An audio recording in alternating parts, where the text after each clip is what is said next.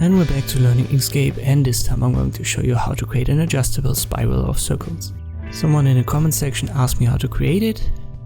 I've already made a video about how to create this spiral of circles, and you will find that in the description below, so if this first step is going to be too fast for you, watch the original video.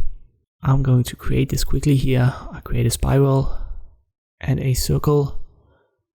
I'll hold Ctrl and go to 45-degree angle for the circle.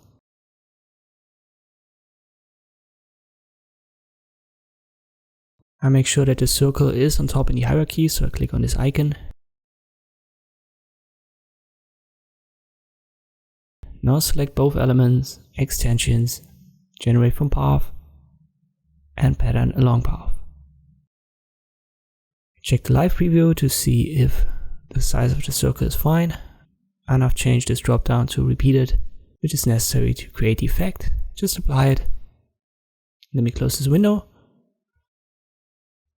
So the question now was, how can you adjust what we've got here beyond just resizing the entire element? And the easiest way is to select only the circles. They're still grouped as one object. Let me now select these circles, and I go to path and simply break it apart. And now all of these circles can be treated as individual objects. So we can delete some in the center where it looks a little bit too cluttered. You can resize them individually or give them different colors.